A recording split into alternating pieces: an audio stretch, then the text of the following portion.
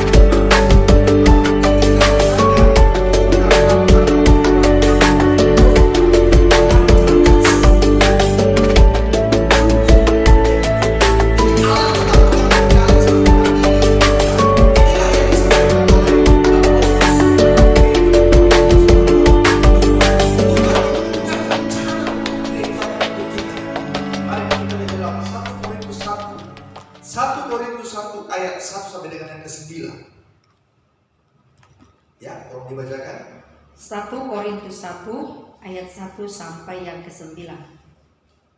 Dari Paulus yang oleh kehendak Allah dipanggil menjadi Rasul Kristus Yesus, dan dari Sostenos saudara kita, kepada jemaat Allah di Korintus, yaitu mereka yang dikuduskan dalam Kristus Yesus dan yang dipanggil menjadi orang-orang kudus, dengan semua orang di segala tempat, yang berseru kepada nama Tuhan kita Yesus Kristus, yaitu Tuhan mereka dan Tuhan kita. Kasih karunia dan damai sejahtera dari Allah Bapa kita dan dari Tuhan Yesus Kristus menyertai kamu.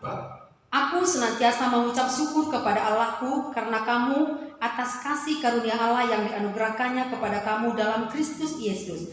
Sebab di dalam Dia kamu telah menjadi kaya dalam segala hal, dalam segala macam perkataan dan dalam segala macam pengetahuan, sesuai dengan kesaksian tentang Kristus yang telah diteguhkan di antara kamu. Demikianlah kamu tidak kekurangan dalam suatu karunia pun, sementara kamu menantikan penyataan Tuhan kita Yesus Kristus. Ia juga akan meneguhkan kamu sampai kepada kesudahannya, sehingga kamu tak bercacat pada hari Tuhan kita Yesus Kristus. Allah yang memanggil kamu kepada persekutuan dengan anaknya Yesus Kristus Tuhan kita adalah setia. Perhatikan dari ayat yang pertama, perhatikan ya. Dari Paulus, perhatikan, yang oleh kehendak Allah, perhatikan, yang oleh kehendak Allah dipanggil menjadi Rasul Kristus Yesus, dan dari Sostenes saudara kita, perhatikan ayat yang kedua, kepada jemaat Allah di Korintus, yaitu mereka, perhatikan, yaitu mereka yang dikuduskan dalam Kristus, perhatikan, yang dikuduskan dalam Kristus Yesus, dan yang dipanggil apa? Menjadi orang-orang kudus. Jadi saudaraku, bahwa yang pertama kita tahu dari sini, rahasia Kristus bagi gerejanya, ketika orang itu diselamatkan, ketika orang-orang percaya Yesus, ketika orang-orang menerima Yesus sebagai Tuhan dan Juru Selamat, bahasa Paulus, mereka dikuduskan secara posisi. Ya kan? Petrus berkata, engkau dipindahkan dari kerajaan maut kepada kerajaan anaknya yang kekasih. Berarti ketika seseorang diselamatkan, bahwa di pemandangan Tuhan, orang ini sudah menjadi jemaatnya, sudah menjadi gerejanya, sudah menjadi orang-orang yang dipanggil oleh Tuhan, yang walaupun di dunia dipisahkan dari dunia ini, mereka dikuduskan secara posisi. Mereka bukan lagi umat orang-orang dunia, tetapi mereka sudah dikuduskan, sudah ditebus oleh darah Yesus. Dan bahasa Paulus, engkau dikuduskan dalam posisi sebagai umat Tuhan. Engkau dikuduskan, dosa sudah diampuni, seluruh pelanggaran diampuni. Engkau dikuduskan menjadi orang-orang Kristen. Bahasa Petrus, engkau dipindahkan, bukan secara duniawi, tetapi secara roh engkau dipindahkan. Tolong dimengerti bahasa ini. Secara roh, secara rohani. Jangan pernah berpikir seperti Nikodemus. Bagaimanakah seorang yang sudah tua memakai rahim ibunya lalu keluar sekali lagi ketika Yesus bilang kau harus dilahirkan kembali?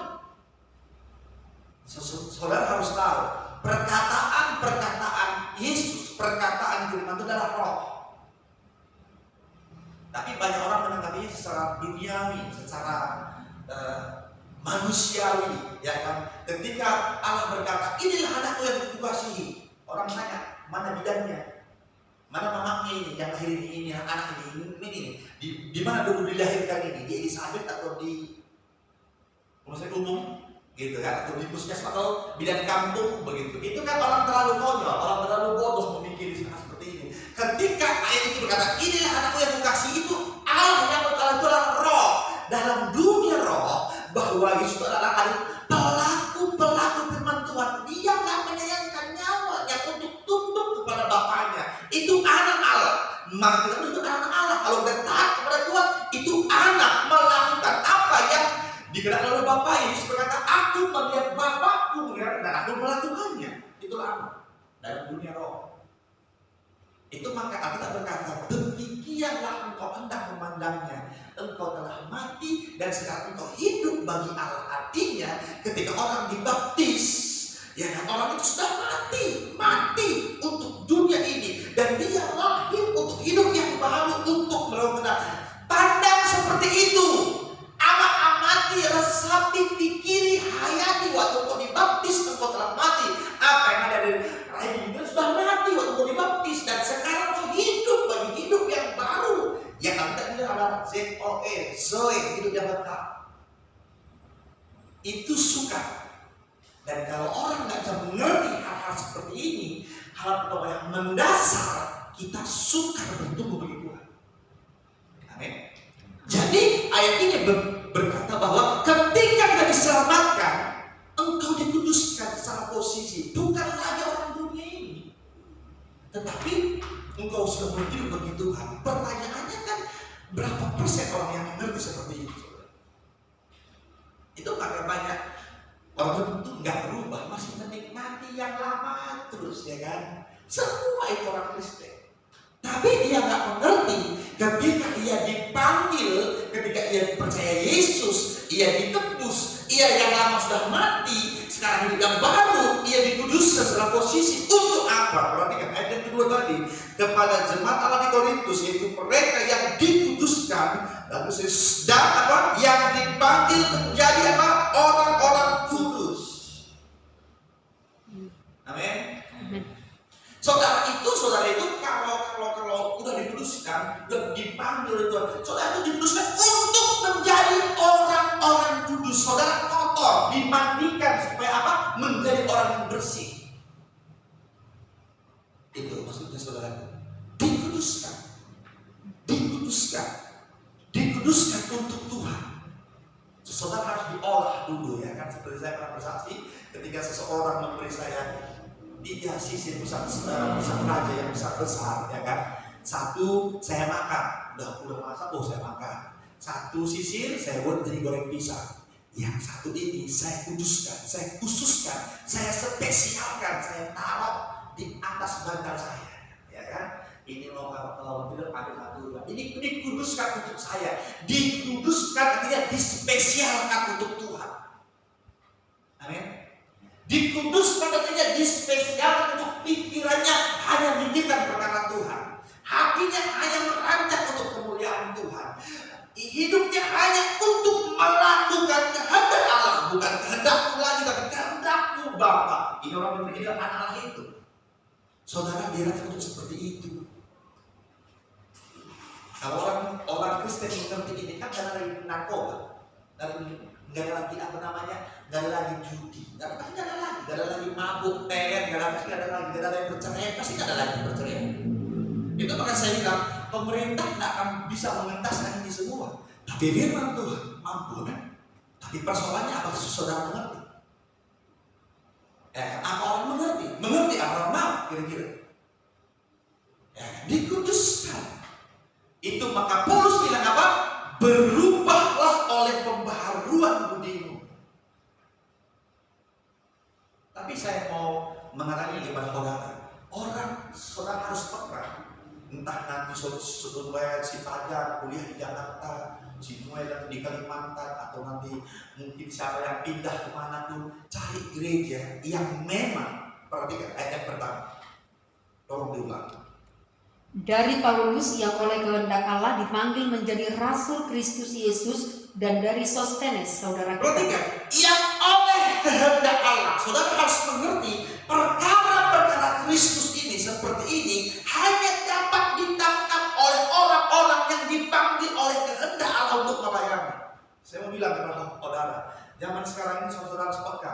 Ada hamba-hamba Tuhan yang katanya nabi-nabi palsu, rasul-rasul palsu. Mereka senang mendapatkan gelar pendeta atau yang menambah, saya adalah rasul, saya adalah nabi.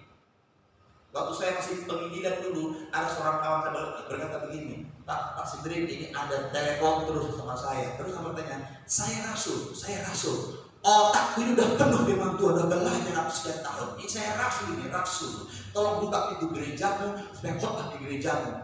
Lalu Bapak kenapa saya bilang, kalau kau perlu uang, datang ke rumah saya kasih kau uang Pak Rasul, tapi kalau khotbah tunggu dulu. Kenapa? Ini orang kalau begini hanya cari uang dalam pelayanan Tuhan. Ya kan? Orang membaca loh, orang mengangkami, orang itu menggarap, menyerong pekerjaan Tuhan. Yang hanya mengajarkan semakin kaya, semakin sukses, semakin makmur. So, baca kita menggaris seperti itu ajarannya. Bahkan kaya itu pun menurut Paulus bukan harta materi, bukan berapa miliar uang saudara, bukan itu. Kaya itu apa? Dalam perkataan, pengetahuan, diubah. Dan ini hanya mungkin diajarkan oleh hamba-hamba Tuhan yang dipanggil oleh kehendak Allah. Dunia ini sudah miskin bagi mereka, rendah nilainya. Yang penting bagaimana mereka berkenan pada Tuhan. Amin. Ini kalau saudara lihat dalam Ibrani pasal yang ke-9, itu seperti itu. Mereka rela meninggalkan kenikmatan dunia ini. Mereka menyalibkan darinya. Oleh aku sudah tersalib dengan Kristus, sudah mati. Hal-hal yang berbau dunia itu sudah mati bagi mereka. Bahkan Paulus berani berkata, asal ada makanan, pakaian cukup. Hebat kan? Kenapa? Dia sudah mengerti gimana kaya yang sesungguhnya. Dan itu mungkin terjadi melalui pengudusan. Ketika saudara mulai mau dikuduskan. Amin saudaraku. Dan ini mungkin saudara mengerti kalau saudara diajar oleh hamba-hamba Tuhan yang dipanggil oleh kehendak Tuhan. Maka sering saya bilang, banyak orang saudaraku, anak itu mau jadi hamba Tuhan, mau jadi pendeta, kalau sudah jadi dokter nggak dapat, jadi polisi nggak dapat, tentara nggak dapat, cleaning service pun nggak dapat. Nah, tahu jadi pendeta saja ya. Kenapa? Dia hanya punya matematika. Ya udahlah, jadi pendeta kan terhormat juga. Kan ada dua gajinya, uang masuknya di situ. Kalau memang dipanggil Tuhan, kenapa dia nggak paling mudah dikasih jadi hamba Tuhan? Ya kan? Sehingga apa? Banyak orang Kristen kemegahannya masih dunia ini. Masih di dunia ini. Itu maka sudah dosa belum engkau diubah paradigma kita, akal budi kita, dunia dan mindset kita itu belum diubah. Itu sukar saudara berkenan bagi Tuhan. Apa kata di sini? Dipanggil menjadi orang apa tadi? Mereka yang dikuduskan supaya menjadi orang-orang kudus. Dan ini pertama mungkin terjadi dalam hidup saudara apabila kau diajar oleh hamba Tuhan yang memang dipanggil oleh kehendak Tuhan. Ada banyak pendeta saya temukan mengajarkan berdua nggak berani sama jemaat, takut tersinggung, mengasihi pun nggak berani pendeta. Mari mulai berdua nggak berani. Masih ada hal-hal yang masih enggan segan dalam pendeta. Paulus bilang kalau aku masih takut kepada itu, aku bukan hamba Tuhan, tapi aku hamba manusia. Dia masih takut dengan banyak hal. Nggak perlu saudara. Kalau saudara dipanggil oleh kehendak Allah, ngomong yang benar, sampaikan firman Tuhan. Amin. Kenapa? Karena gereja ini harus dikuduskan, sehingga kita menjadi orang-orang kudus, orang-orang yang spesial melayani Tuhan. Amin. Amin. Hidup saudara, rumah tangga saudara, anak-anak saudara, keuangan saudara, jam hidup saudara itu harus diatur oleh Tuhan. Itu dikuduskan. Itu maka ada nomor ini, tiap langkahku diatur oleh Tuhan, banyak orang jam gereja saja diatur sama dunia ini. Dia mau berdoa, kalau oke semuanya, ekonomi berjalan dengan baik, ya beruntung uang sisa lah. Beruntung hanya uang sisa, bukan uang yang terutama, kan 10-nya, bukan 90-nya yang dilihat Tuhan, 10-nya itu harus kepalanya. Tapi bagi orang-orang yang belum dikuduskan, beruntung hanya uang sisa. Gereja pun kalau nggak ada acara yang lain, ya kan, berdoa ibadah itu hanya yang terakhir lah itu. Kenapa? Mereka itu belum dikuduskan, mereka itu belum mengerti Kristen. Oke, secara posisi sudah bukan orang dunia lagi, tetapi masalahnya mereka belum melewati namanya pengudusan hidup mereka sehingga menjadi orang-orang kudus. Amin. Dan saya mau katakan tadi bahwa hanya mungkin diajarkan, dapat dimengerti kalau itu hamba itu memang dipanggil oleh kehendak Tuhan. Paulus itu tidak pernah ingin menjadi orang Kristen, tapi Tuhan memanggil dia. Coba ulang ibu gembala ayat yang pertama tadi. Dari Paulus yang oleh kehendak Allah dipanggil menjadi rasul Kristus Yesus, dan dari Sostenes saudara kita. Ketika saya baca ayat ini, ini memang luar biasa. Ketika Paulus ini dipanggil oleh kehendak Allah dan Paulus meresponinya, maka dia mulai berubah. Itu maka saudaraku, ketika kita mau dikuduskan, rela dikuduskan, melewati proses pengudusan sehingga menjadi orang-orang kudus, maka kita mulai berubah. Ada yang baik-baik saya ulangi. Ketika kita rela dikuduskan, kita siap dikuduskan oleh firman Tuhan dan Roh Kudus, kita menjadi orang-orang kudus. Itu maka Paulus berkata, perhatikan Roma 12 ayat yang kedua. Coba ya. Ini perintah Paulus, perintah firman Tuhan kepada orang-orang Kristen di Roma. Roma 12 ayat yang kedua. Janganlah kamu menjadi serupa dengan dunia ini, tetapi berubahlah oleh pembaharuan budimu, sehingga kamu dapat membedakan manakah kehendak Allah, apa yang baik, apa yang berkenan kepada Allah, dan yang sempurna. Perhatikan, banyak orang Kristen sampai dia mati tidak berubah. Orang dunia ini pernah ngomong sama saya, dia bilang begini, Pak, benar katanya sama saya, ada semangga kita ini katanya kan. Jaga kita semua, aku jaga dulu. Tetapi di tengah jalan ada yang berubah, ada yang bertobat, sehingga berguna. Tapi ada orang Pak tengah sampai mati, sampai dikubur nggak pernah berubah. Saya pernah membuat orang tua saya kehilangan banyak harta, tapi sekarang sudah kembalikan semuanya itu dan sudah dikasih gajinya setiap bulan. Orang tua saya supaya sehat-sehat. Gue bikin usahanya, gue modalin, kan? Dan sekarang dia bilang udah 10 kali lipat tanah saya beli. Dari pengalaman yang baik itu dan banyak semangga kita ini nggak pernah berubah. Demikian juga orang Kristen nggak pernah berubah dari pengalaman itu. Kita belajar, kita belajar dari pengalaman kita. Pepatahnya berkata, pengalamanlah guru yang terbaik. Berubahlah ketika kita dikuduskan, kita berubah, diubah oleh firman Tuhan dan Roh Kudus sehingga menjadi orang yang kudus. Perhatikan, ada tanda yang dimaksud oleh Paulus. Tanda-tanda ini adalah tanda-tanda orang yang mau dikuduskan, yang mau diubah oleh Tuhan. Perhatikan ayat yang keempat, tanda yang pertama. Aku senantiasa mengucap syukur kepada Allahku karena kamu atas kasih karunia Allah yang dianugerahkannya kepada kamu dalam Kristus Yesus. Perhatikan, dengan saya baik. Saya sering ngomong kepada kita, buka mata lebar-lebar, buka telinga lebar-lebar, tapi lakban dulu saudara, jangan ngomong. Ketika saudara mau dikuduskan, engkau berubah, engkau diubah. Ketika saudara berbicara dengan orang dunia, engkau tahu siapa dia. Betul? Saudara tahu.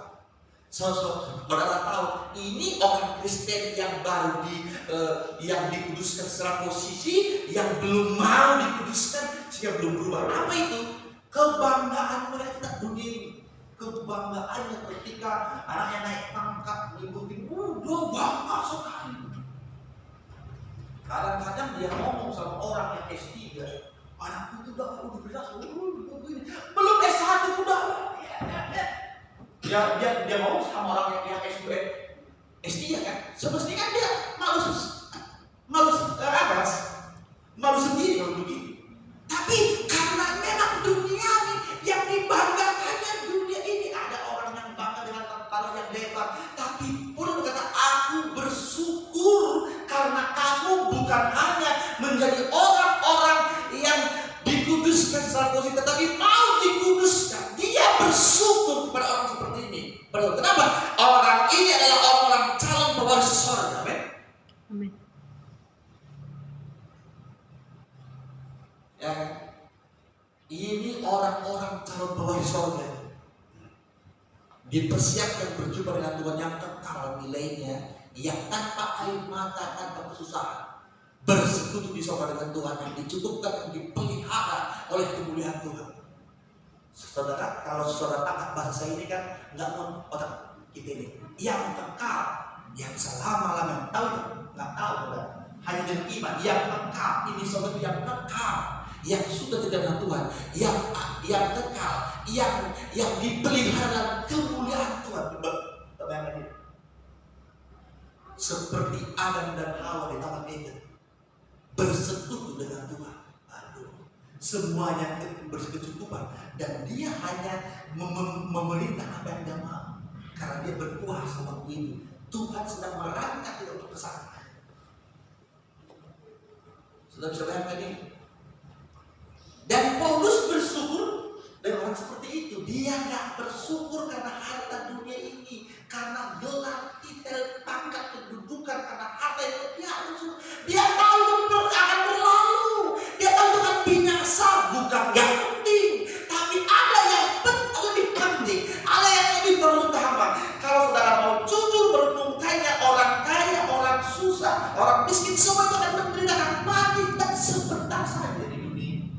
Saudara mungkin punya gelar 5,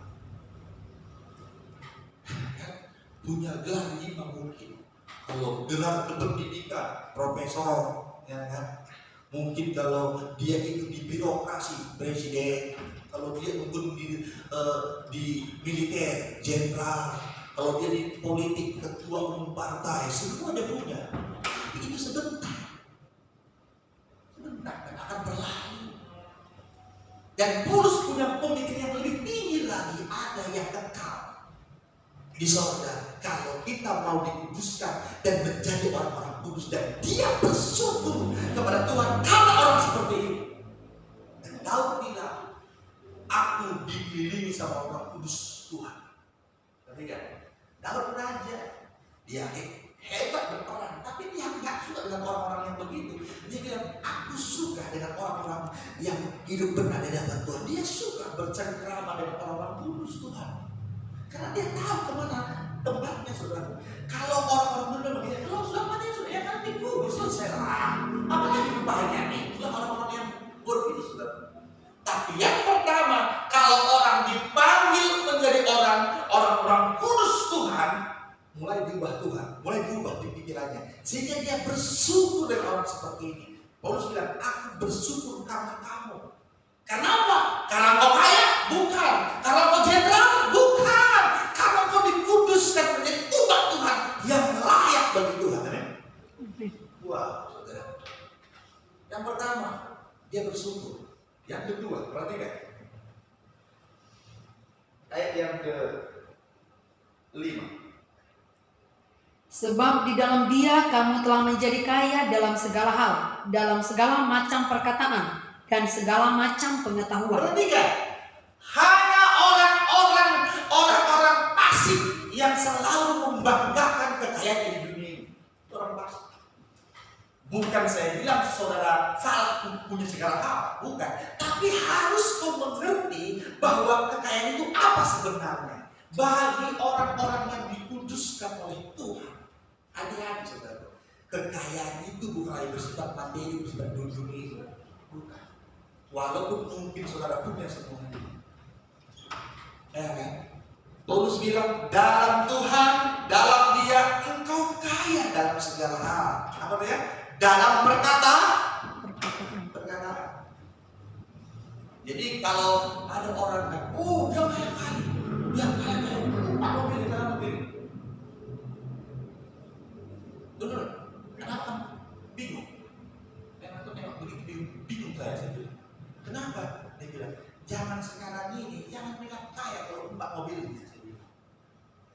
Ya kan? Kenapa? Dari dulu kan begitu. Ada orang masih kaya, kalau lebar tanahnya sampai mati pun pintu kayu untuk bisa beli tanah terus. Hari Minggu pun tidak ke gereja kalau di agama lain, nggak pernah beribadah. Pokoknya cari. Dia masih kalau banyak ada Pak begitu mati kan habis semua. Sama siapa punya lagi?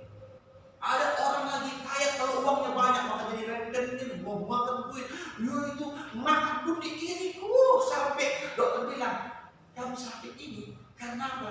Gizi badan ini lebih banyak gizi ikan teri daripada gizi tubuh ini. Segizi ikan teri pun ada di tubuh ini katanya.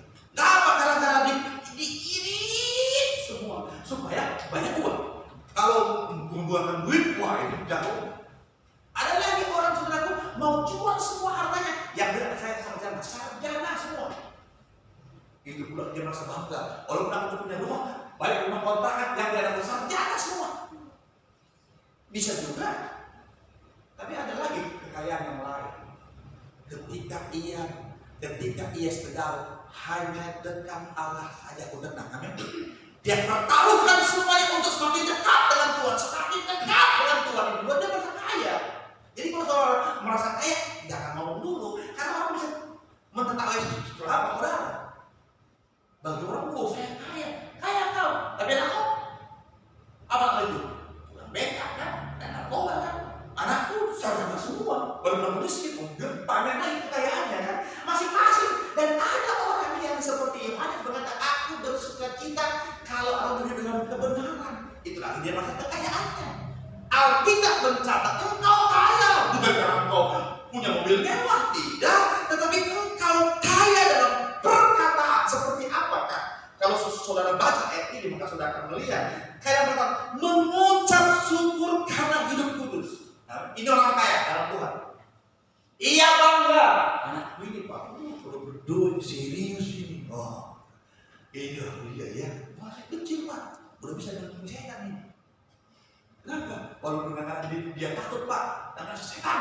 Saya mak lebar, tapi dia berani dengan setan. Oh ini ya, masih kecil, udah tahu berdoa seperti ini. Masih kecil udah bisa berdoa 1 jam. Hebat. Dalam Tuhan kau kaya. Amin. Mungkin dunia enggak. Ya kan? Dalam bersyukur karena anak-anak ini tentu beribadah, tentu wah enggak jauh sama dunia ini. Ya, ini. Terus makanya di situ Yohanes bilang, aku bersuka cita dan mengucap syukur karena aku tahu setengah anakmu itu dalam kebenaran. Dia tak bilang 5 anakmu, 1 naik Fortuner, 1 naik Pajero Sport, 1 naik Innova, 1 naik Alphard, yang terakhir naik Rolls Royce yang 4,8 miliar. Ia bersyukur dan berterima kasih karena setengah anakmu hidup dalam kebenaran. Itu orang kaya dalam Tuhan. Perkataanmu itu bersyukur karena keadaanmu yang memuliakan Tuhan. Amin. Perkataan susul. Yang kedua, coba tadi yang keempat dan yang kedua, perkataan yang meneguhkan, ayat kelima dibacakan. Sebab di dalam Dia kamu telah menjadi kaya dalam segala hal, dalam segala macam perkataan dan segala macam pengetahuan. Diteguhkan, ada peneguhan. Engkau selalu mengucap perkataan yang meneguhkan, yang membangkitkan semangat. Ya kan? Ada orang ngomong sama saudara soal persoalannya, saudara ngomong, nggak usah kamu takut soal persoalan. Semua orang ada persoalannya, tetapi kalau kamu mengerti itu persoalan diizinkan Tuhan untuk membawakan kembali kepada Tuhan dan ada kemuliaan di balik itu. Orang ya segar rasanya. Ada orang bilang nih, iya lah, baik-baikan dosamu. Orang udah semakut, kok itu baikkan dia dosamu itu. Terlagi mana yang itu? Orang udah sakit, lalu begitu kan? Tadi udah napasnya pun minggu Jumat ini udah minggu Senin. Orang udah begitu, tapi sama Tuhan. Kalau saya ngomong sama orang bilang gini, nggak usah takut mati. Yang penting kan sama Tuhan. Hidup mati kan Tuhan yang tahu. Iya pendeta. Kalau kamu sudah tua, banyak berdoa, semakin dekat dengan Tuhan. Seperti kamu dulu mau kawin, sekarang kamu mau berjumpa dengan Tuhan di surga. Itulah hidup yang selamanya. Udah sedang Pak. Ya kan? Ada orang tua mau mati, ya lagi matinya kau. Mati kok masuk neraka lagi, saya kira itu bapak berian sana. Orang yang udah takut, ditakut-takuti lagi, ya kan? Ini orang-orang apa ini? Coba kita cari cara untuk bisa mensemangati orang, spotnya. Ini orang kaya Tuhan, nggak cukup menghakiminya. Lalu kita berkata, bulu yang terbuat akan dipatahkannya. Kau bilang 7 kali orang terjatuh, nggak ada terdengar. Tangan Tuhan membapaknya. Berarti kalau Tuhan muncul terpanggil, seperti orang kau kan, tuh kata dia, ayo bangun, fighter, bangun. Siapa bangun dan lagi. Ini udah jatuh, udah lah. Kau, manusia itu sudah. Itu kan namanya orang, bukan orang kaya dalam Tuhan. Perkataan itu tak boleh semangat. Yang ketiga, saudara, kalau ada yang ke-9. Allah yang memanggil kamu kepada persekutuan dengan anaknya Yesus Kristus Tuhan kita adalah setia. Nah, ini baik-baik, saudara. Ini kalau saudara renungkan, orang ini merasa bersyukur udah cukup Tuhan. Ya kan? Ada orang terus nggak cukup, bikin alasan ini itu supaya nggak beribadah, nggak berdoa, baik-baik. Enggak, saudara yang ini Alkitab sederhana ajarannya. Asal ada makanan dan pakaian itu. Kenapa orang sudah ada makanan, ada pakaian, ada TV, ada sepeda motor, apalagi ada rumah, ada ini, enggak susah kali bersyukur kepada Tuhan. Asal ada makanan dan pakaian, mungkin kan itu di mana ini? Di rumah kontrakan atau di mana? Di bawah pohon rambutan sekalian kan? Ya kan? Asal ada benar cukup, mengucap cukup. Ini garisnya. Orang sudah punya rumah, punya semua, punya sepeda motor, punya TV, punya kulkas, punya rice cooker, semua punya. Sudah dia bersyukur sama Tuhan. Amin. Kalau saudara pernah ke rumah sakit, ruang ICU, berarti dari oksigen itu aja saudara belum ada BPJS, itu 1 tahun berapa? Bisa habis setiap tahun 1 hari, berapa juta mau dibayar? Saudara pertama gratis kan? Masih sehat-sehat aja tak tahu bersyukur sama Tuhan. Banyak alasan tadi. Ya kan, kalau sudah sakit terus, udah, gitu kan? Kalau masih sehat itu banyak alasan. Ada dulu begitu lagi saya, udah sakit, udah pakai oksigen dan apa semua, ya kan? Itu maunya tiap jam didoain. Oh sehat, wah banyak uang, soalnya ke gereja gampang. Nanti itu, ya kan? Orang yang udah diubah Tuhan, tahu cukup, amin. Tahu bersyukur, tahu menikmati hidup. Orang ngomong sama saya, kamu kok seperti bahagia kan? Itu bukan seperti memang bahagia begini. Tapi kan kamu belum punya anak begini. Alah, saya bilang bahagia itu bukan karena barang-barang, bukan karena benda-benda. Bahagia itu karena kau mengatur benar, amin. Bahagia itu kan sederhana. Masalahnya kadang di orang tua bahagia begini. Dia ingin suaminya mau yang seperti suami orang. Itu kan baik kan suaminya itu. Nah itu kan. Dia ingin istri seperti istri orang. Dia ingin dengan orang tidak nikmatilah hidupmu sesuai. Ya tapi kamu kan bisa berbalik becak bisa ketawa. Oke. Ketawa itu gampang, saling menggembala gampang. Dia tak itu. Aduh itu udah ketawa. Benar ya. Rupanya ketawa itu sehat ya. Kan udah mengorak. Itu kan sederhana. Ini aja ini kan udah ketawa. Kok sukar kalau orang ketawa dalam keadaan ini? Ya kan? Bukan seperti bahagia, kita bahagia. Kenapa? Iya, karena kita bersyukur Tuhan. Ya kan? Kau panjangkan usia sampai 50 tahun. Bisa menikmati semuanya Tuhan. Gratis. Ya kan itu aja sudah. Bisa lagi makan lebih banyak, bisa makan ini, masih bisa makan jagung bakar. Ada orang jangan di alergi saya. Maka dia beli itu lagi. Banyak kali pandangannya. Kita bisa apa pun dimakan. Daging musang oke lah. Bersyukur cukup bisa menikmati semua. Saudara, bersyukur. Ada orang minum air kelapa alergi. Minum ini air jeruk nggak bisa. Banyak kali pandangannya. Saudara kan mumpung masih bisa semuanya. Cuma ada nggak ada kan gitu. Bersyukur saja. Tahu cukup dengan Tuhan. Amin, saudaraku. Ini dalam perkataan. Coba Ibu Gembala ulangi ayat yang kelima. Sebab di dalam Dia kamu telah menjadi kaya dalam segala hal, dalam segala macam perkataan dan dalam segala macam pengetahuan. Pengetahuan. Paulus bilang engkau kaya dalam pengetahuan akan kebenaran, bukan jadi profesor, doktor. Itu dia bilang. Engkau kaya dalam pengetahuan akan Tuhan. Apa maksudnya, saudara? Yang pertama kita lihat di dalam ayat yang kedua. Kepada jemaat Allah di Korintus, yaitu mereka yang dikuduskan dalam Kristus Yesus dan yang dipanggil menjadi orang-orang kudus dengan semua orang di segala tempat, yang berseru kepada nama Tuhan kita Yesus Kristus, yaitu Tuhan mereka dan Tuhan kita. Perhatikan baik orang Kristen. Bodoh pengetahuannya, tumpul otak ini. Hanya tahu, sudah selamat. Apalagi yang kurang? Judi jalan terus, merokok terus, selingkuh jalan terus. Ya sudah diselamatkan, sudah ditebus kan. Terus ya berdosa saja pun itu Tuhan. Opat seperti itu. Itu baru anak TK.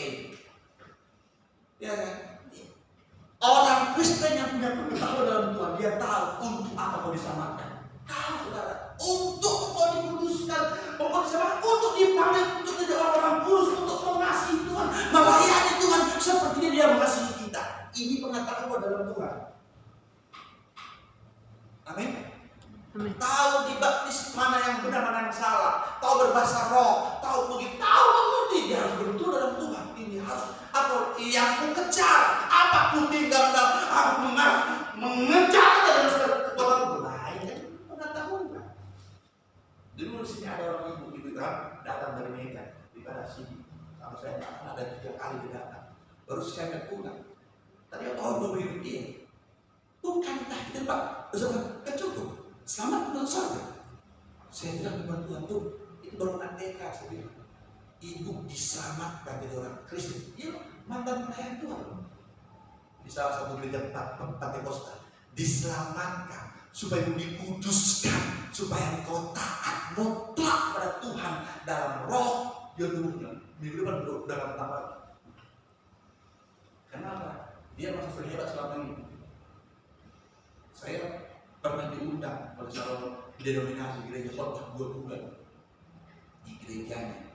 Terus saya khotbah, saya datang. Turun dari mobil di sana saya sama 7 majelisnya. Saya lupa pendeta, saya udah bertobat. Belum saya bilang. Maksudnya udah bertobat, udah hidup dalam perbuatan kerja kami. Belum saya bilang. Mereka berkata kami sudah bertobat Pak Pendeta, sudah nggak lagi beradab semua katanya. Saya bilang kalau ibu dan bapak nggak beradab udah lagi dan semua saya bilang. Udah semua. Kalau begitu dia marah. Bisa nggak di gereja ini kawin marga ini sama marga ini? Wah itu kan mari kok pendeta mereka mereka ini kalau udah nggak beradab hebat. Khotbah 2 bulan di gereja ini KKR. Saya mau besok mau pulang, mereka nangis saya semua. Kenapa menangis Bu? Kami pikir selama ini kami sudah kelas eksklusif pendeta. Rupanya betul dia masih tega. Mereka perlu dengan benci, dendam. Mereka pikir kalau sudah nggak ada. Itu satu. Masih banyak yang kayak itu yang satu dikerjakan, yang banyak yang dilupakan. Semua yang dikerjakan. Dan memberi berpeluang juga. Kalau belum naik saya bilang begitu. Ini bertengkar. Aduh, kok harus diubah semuanya? Mereka bersyukur Pak datang lagi ke sini ya. Ada orang menekankan hal-hal yang nggak benar. Tidak, saudara. Semuanya itu maka kita butuh waktu. begitu lama itu Tuhan. Karena perlu diubah cara ngomong, berpikir, uang semua diubah. Bukan hanya cuma satu selesai, tidak. Semua diubah, amin. Semua dibetulkan oleh Tuhan. Karena waktu ada yang udah rusak semuanya, udah rusak semuanya. Ibarat rumah apa kena gempa runtuh, bukan cuma tembok yang dibetulkan, listriknya semua dibetulkan semuanya. Plafonnya udah robek sebagian semua, sudah pecah semua, gedungnya dibangunkan, dibetulkan, listriknya dibetulkan, sistem airnya semua dibetulkan. Bukan cuma satu, udah retak gedungnya, tapi kabelnya masih berkonsep, masih siapa boleh masuk. Seperti keponakan kami dari di kalangan dipegangnya, menjadi kan saya menjadi karena itu nggak tahu dia bilang kesetrum menjadi saya jadi bingung. Ya kan, kalau nggak dibetulkan semua, sudah bisa masuk gedung, tapi kalau kosnya gimana? Itu masalahnya saudara. Jadi pada waktu itu saudara Kristen untuk diselamatkan, dikuduskan, saudara untuk diubah sampai memang sempurna dalam Tuhan. Ini pengetahuan loh. Maka Paulus bilang, aku mengejarnya, aku mengerahkan kekuatan untuk sana. Tuhan udah selamat kita. Dan itu dosa-dosa kita. Kita berdosa, dia Tuhan kok. Ini sikap orang buta, menuntut orang buta. Gue masuk dalam lubang, orang bodoh mengajar orang bodoh. Yang kedua, apa maksudnya dalam perkataan pengetahuan? Ayat yang ke-5. Sebab di dalam Dia kamu telah menjadi kaya dalam segala hal, dalam segala macam perkataan dan segala macam pengetahuan. Stop. Perhatikan. Engkau punya pengetahuan. Memang harta dunia penting. Ya, tapi bukan nomor satu. Ada pengetahuan yang lebih lagi ke atas. Ada orang hanya tahu punya bekal cari duit. Cepat. Jadinya SD, komputer. Lihat, tapi dari Tuhan nggak meleleh. Engkau boleh mengerti, harta dunia penting, tapi bukan nomor satu. Ada harta yang lebih tinggi lagi, perkataan dan pengetahuan dalam Tuhan. Amin. Itu orang yang punya intelektual rohani yang tinggi. Dia sudah bisa membedakan hati dan dunia, di mana yang perlu kubanggakan.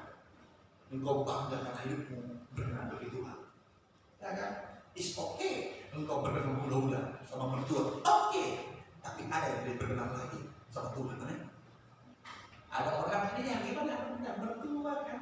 Di antara tahun baru, ya hari ini katanya saudara ikut kan salah. Mertua sorry. Ini hari gereja, hari ini. Acara besok. Saudara bukan gara-gara gereja, enggak. Sama Tuhan, nggak sayang, tapi ada ini,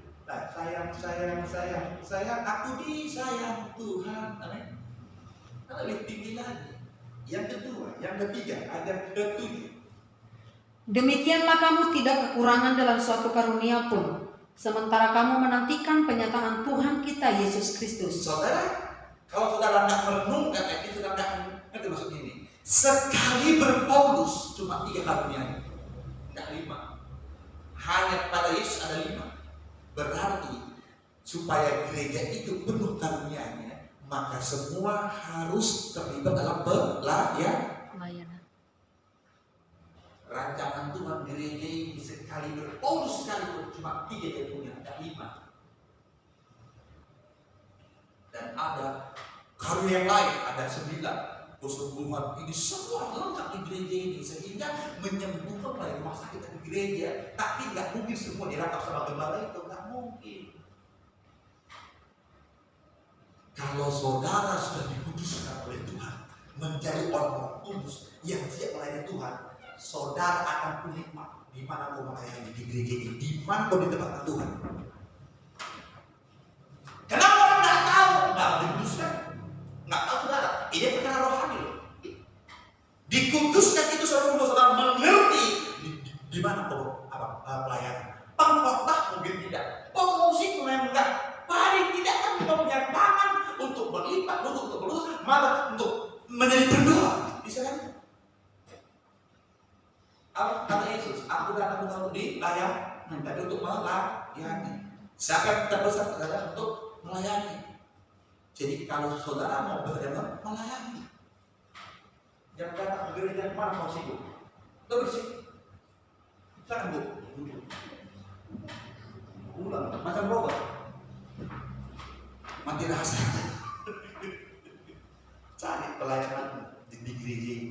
Dimanapun engkau tahu bisa. Dan itu mungkin terjadi, mungkin ibu mengerti kalau kamu diputuskan. Itu kekayaan dalam pengetahuan ilahi maksudnya. Karena siapa yang berbesar, adalah yang menjadi pelayan. Bukan seperti dunia ini. Yang besar dengan tangan besi, kata Yesus tidak. Tapi ini tahu, bayar satu dengan yang lain. Ada orang di Bandung nggak tahu semuanya, ya kan? Tapi dia buat makanan, dia punya uang, dia pengusaha, ditaruhnya di gang gereja itu, bubuk kopi, teh manis semua, dibuatlah kue, nggak tahu sih. Jadi sampai bisa tiap minggu dia pakai itu, karena dia nggak tahu tempat dia melayani, ya kan? Dia melayani itu. Jadi siapa yang haus di situ, siapa yang mau makan roti dulu ada di situ. Jadi ada yang datang itu 1 jam sebelum ibadah datang. Iya, lumayan kan ini. Jadi di teh manis jam makan nasi sotonya kan, waktu itu udah turun lagi, turun lagi kopinya, turun lagi, baru ya itu disiapkan itu semua, disiapkan begitu, dan itu pelayanan dia. Minggu ke minggu dia boleh seperti itu.